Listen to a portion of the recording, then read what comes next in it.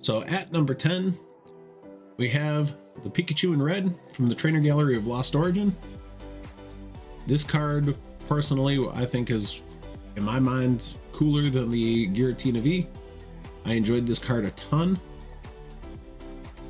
I ended up having to pick this one up. I never pulled this one, but picking this one up was pretty easy after selling the Giratina V twice.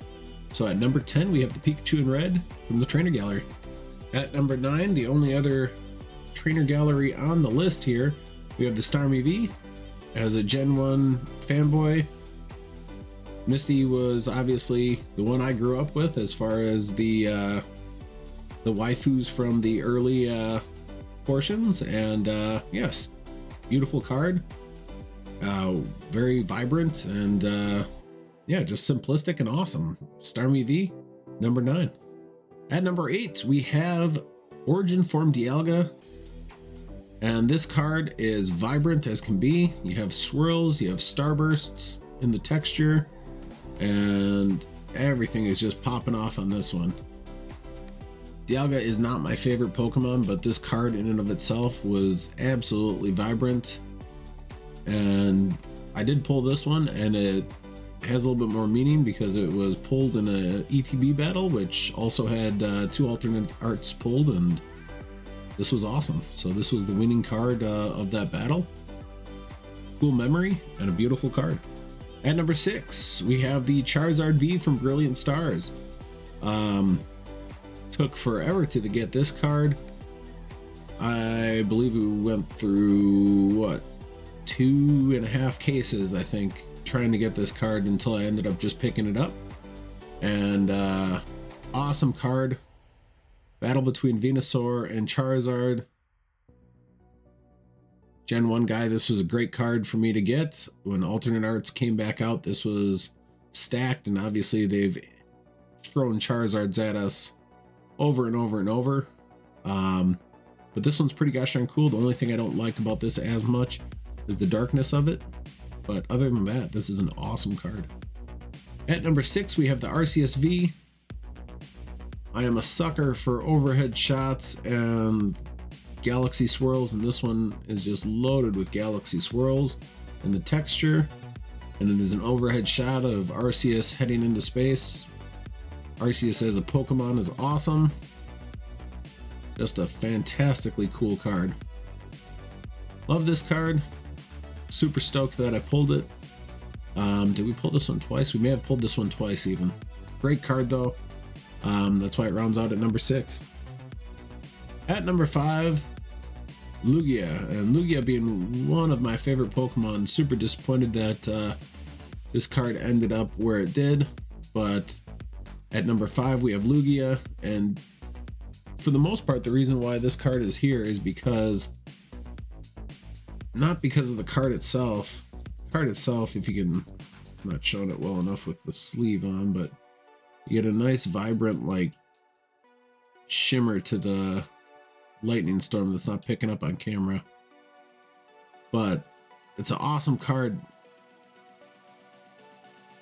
But you got Lugia's ass. You got the ass end of the Lugia. What are you doing? I mean, Pokemon, everyone has a good side, right? Like, I don't know which side's my good side, but everyone has a good side. It sure as crap ain't my butt. But Lugia, you're gonna throw the butt end? Have it coming from the other direction where you can have the fisherman there, and then have, you know, the dude on the boat, and have Lugia come in the other direction so you see the front end. What are you doing putting his rear front and center? I don't know.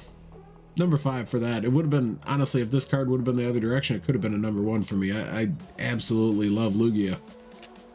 And, you know, most of the alternate arts I can say, you know, that's probably better than every card that came before it.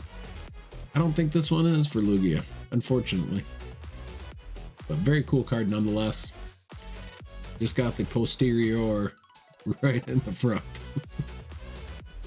At number 4, we have my channel mascot right here, Celebi. I got a close-up shot of Celebi as my channel shot here of this card, actually. And love this card. love kind of the winter scene with Celebi turning to green. And yeah, it's a cool card, cool texture. You got the tree in the background, and the texture is just absolutely beautiful. They crushed it. The Fusion Strike, honestly, absolutely great set for alt arts. Love it. And Celebi was my favorite out of the set. Ridiculously cheap card too. I think it's only like $20-$30, maybe more now, but we pulled it, so thankfully I was able to do that. But yeah, the card itself is cheap. At number 3, and what I think is the best Umbreon card of the entire set, you have the Umbreon V, also from Evolving Skies, but the standard V I think is way cooler than the Moonbreon. You still get the moon there, and you get Umbreon just absolutely leading the way with Pinsir and Grimmsnarl, like a group of just thugs. And you got Umbreon there just leading the pack, and they're just sitting there waiting for Umbreon to give them directions. And all he's going to do is give them the mean look, and they're going to do their thing. I think that's a cool card. This right here is my favorite Umbreon card of the entire bunch. You still get the moon texture in the back. You can't really see it as well because of the camera not picking it up. But awesome card. Love this. For my vote, this is the best Umbreon of Sword and Shield by far. So it's number 3 for me. At number 2, just because I like perspective cards, we have the Mewtwo V-Star. You have Mewtwo fighting Charizard. You got Tangela, or maybe it's a Tangrowth, I can't tell. You got all sorts of other Pokemon getting scattered in the background. The ground is just being shook. You got a, what is it, a Star Blaze or a Fire Blast or whatever you want to call it, going down on the opposite perspective of this from Charizard. Just a cool card. To have these two cards combined, I know one was a promo card, but I love that. That is a cool look. That is a cool look from these two cards. Truly one of my favorite looks of all time. I mean, Pokemon hit it out of the park with this perspective thing.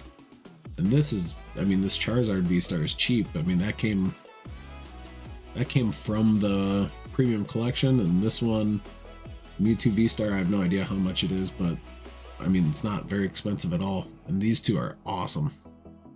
Number 2, Sword and Shield block.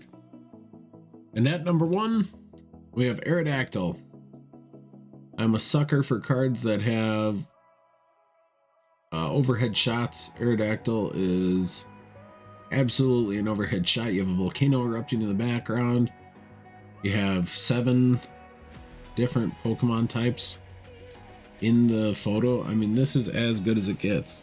This is probably the coolest card for sure that I've seen, and I'm a sucker for Aerodactyl too. I like dinosaurs, you know, who doesn't like Jurassic Park? But no, this is awesome. This is by far my favorite card.